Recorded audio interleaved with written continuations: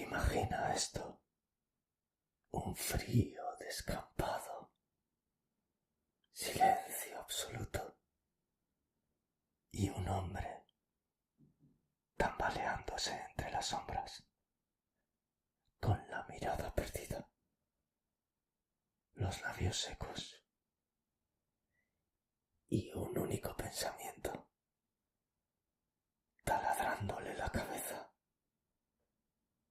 Si no me encerráis ahora, esta noche va a morir alguien. Ese hombre era Francisco García Escalero, conocido por la prensa como el matamendigos o el mendigo asesino. Un asesino en serie que dejó una huella sangrienta en España entre 1987 y 1994. Una cadena de crímenes que reveló algo más que un asesino. Expuso el fracaso de las instituciones. Esta es la historia de cómo un montón de detalles, pobreza, enfermedad mental, alcohol, indiferencia social, se combinaron para crear una de las historias criminales más inquietantes de la España moderna. Una historia enfermiza que llevaba años pudriéndose en la oscuridad de Madrid. Mendigos asesinados, cuerpos quemados, cabezas destrozadas, incluso necrofilia. Y todo ello perpetrado por alguien a quien nadie vigilaba, porque sus víctimas simplemente no importaban a nadie. Hoy descendemos a una de las mentes más rotas, peligrosas y desamparadas que ha visto España. Bienvenidos al abismo. Francisco nació el 24 de mayo de 1954 en Madrid, en una chabola pegada al cementerio de la Almudena. Su vida ya empezó torcida. Su padre, violento y alcohólico, lo castigaba con brutales palizas. Su madre, totalmente superada por la situación, apenas podía ocuparse de él. Escalero creció rodeado de miseria, desnudez, frío y abandono. Nadie lo cuidaba, nadie lo protegía. Los vecinos lo recuerdan como un niño extraño, silencioso, con la mirada perdida. Pero lo más inquietante, y esto está documentado, es que Escalero se colaba en el cementerio para ver entierros desde muy temprana edad. La muerte le llamaba. El cementerio se convirtió en su refugio, mientras otros niños jugaban o iban a la escuela. Él prefería vagar entre tumbas. Algunos que lo conocieron de joven recuerdan con inquietud que se sentía mucho más más atraído por la muerte que por la vida,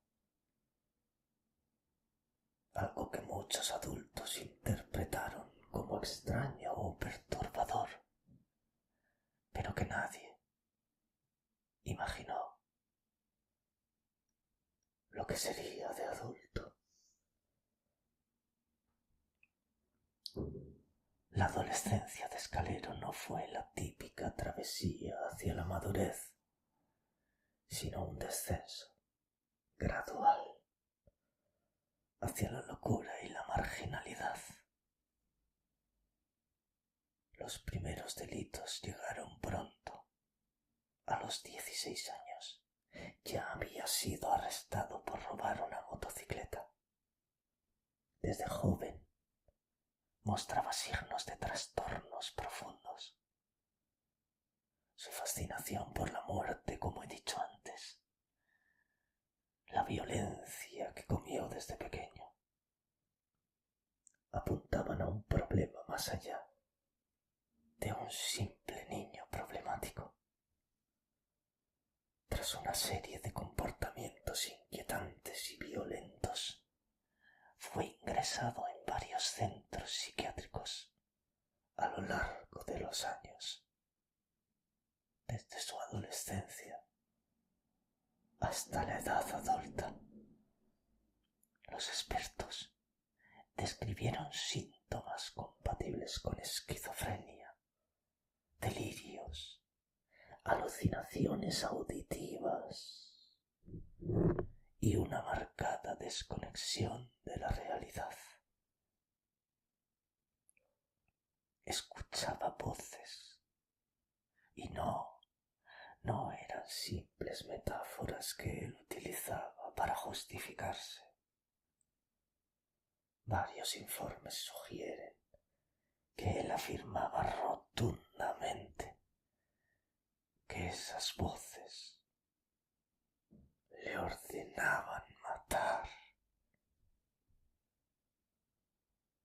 Su consumo abundante de alcohol y drogas exacerbaba todos esos episodios, disminuyendo aún más, si cabía, su capacidad de juicio y razón.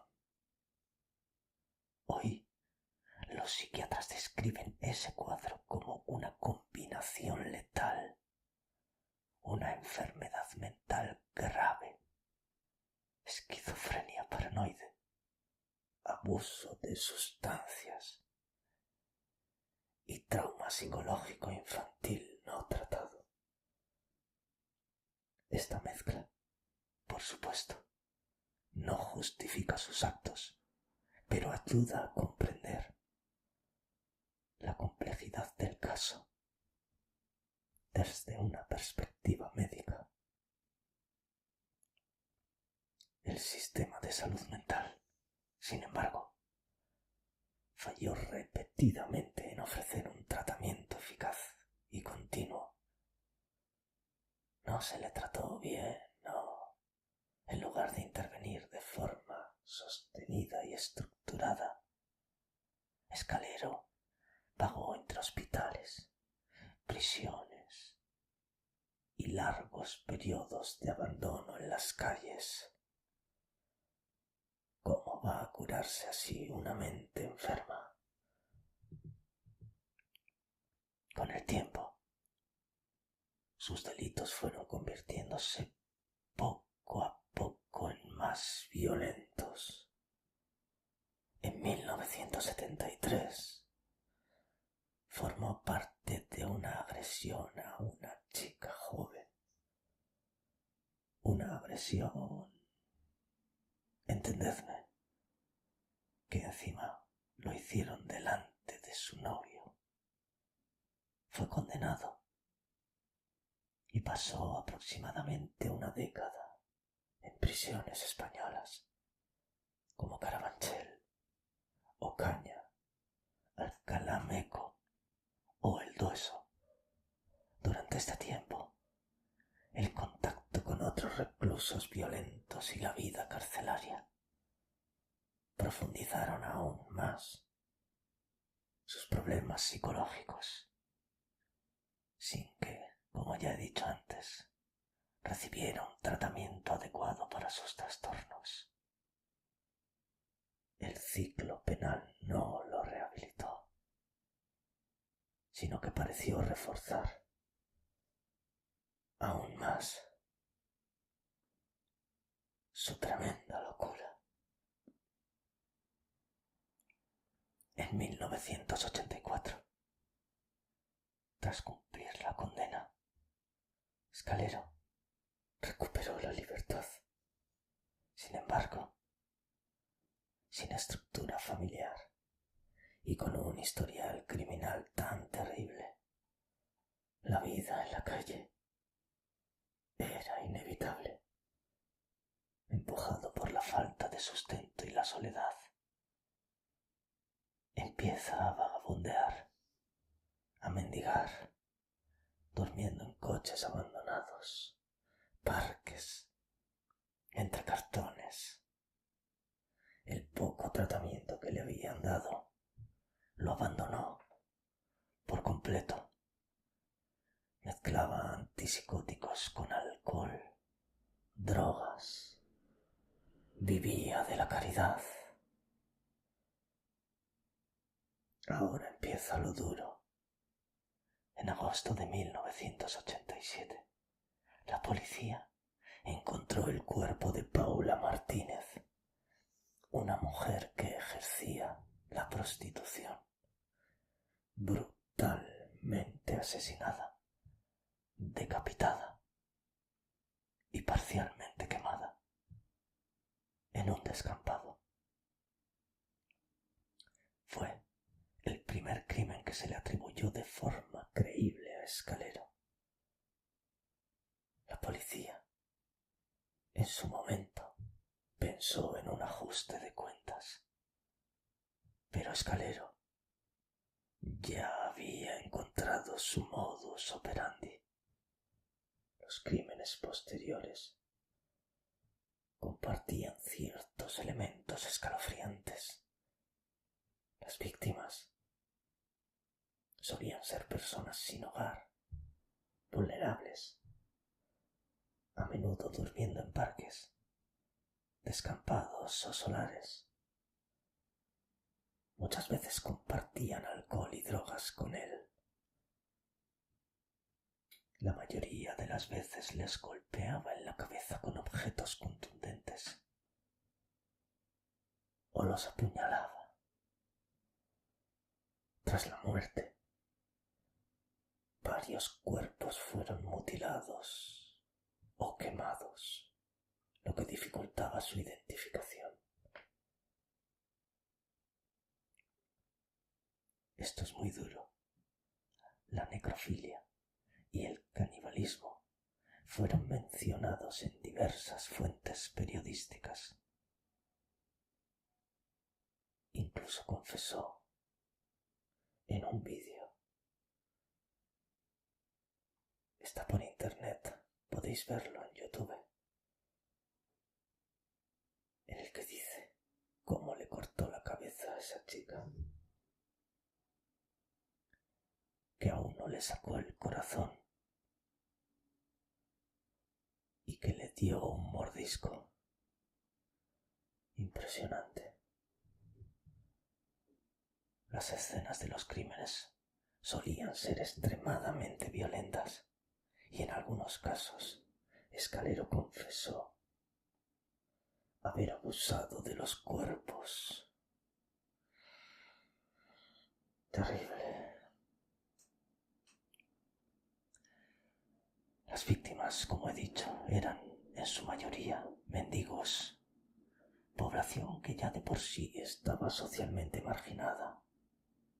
Esto ayudó a que la serie de crímenes pasara desapercibida durante años.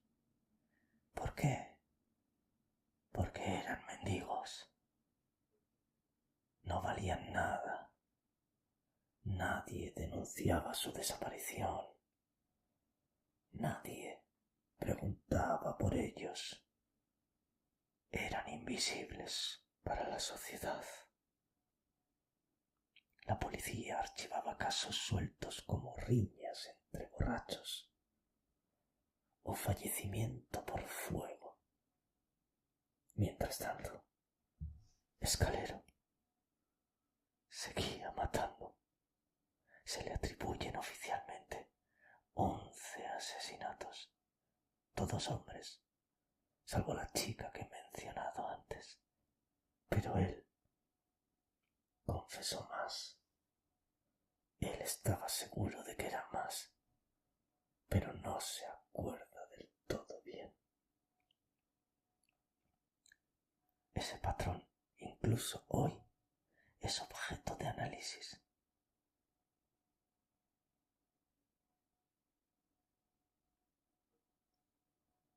Pero hay una noche que lo cambió todo.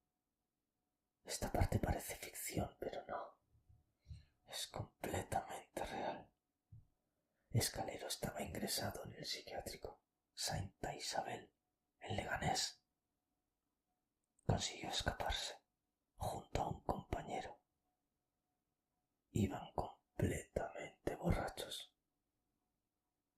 En plena madrugada, trastornado por las voces que lo acosaban, se acercó a unos policías municipales y les dijo: «Deténganme, he matado mucha gente. Si no me encerráis, esta noche pasará algo muy malo». Los agentes pensaron que era un loco, un borracho, pero él insistía una y otra vez, una y otra vez.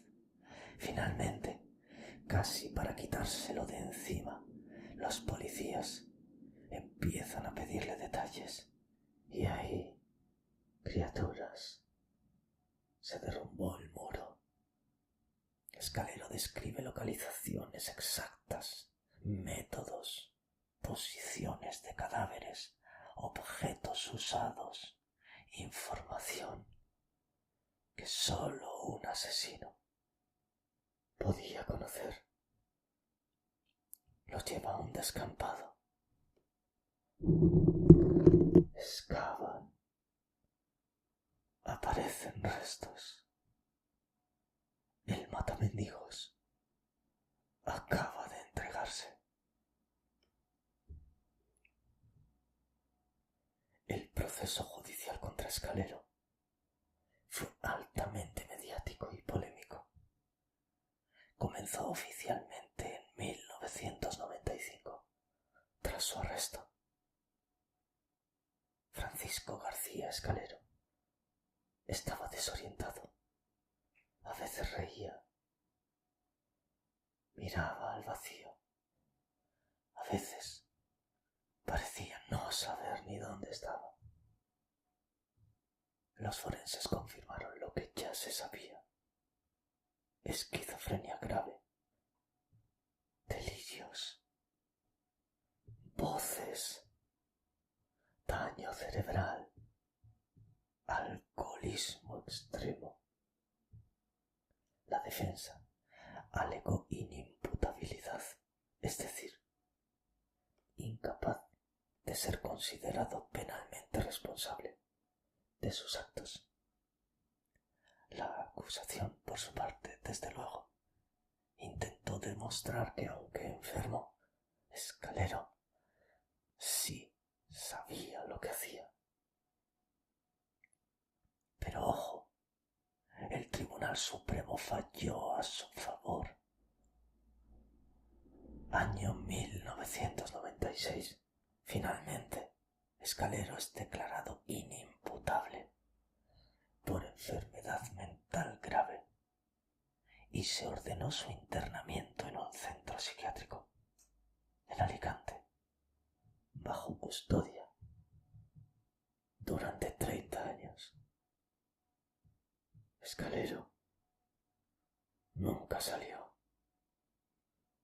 Murió en 2014, en el el psiquiátrico de Fontcalent, Alicante, atragantado, supuestamente, con un trozo de comida, solo, en silencio, sin familia, sin visitas.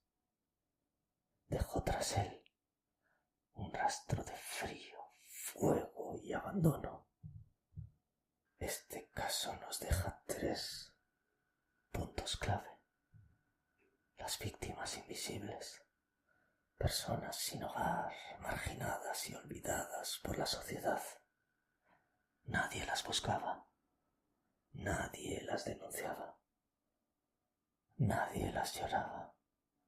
Esto permitió que un asesino actuara durante años sin despertar sospechas. La mezcla letal, infancia rota, maltrato, pobreza extrema, alcohol, enfermedad mental sin tratar, un cóctel explosivo que nadie quiso ver hasta que ya era demasiado tarde.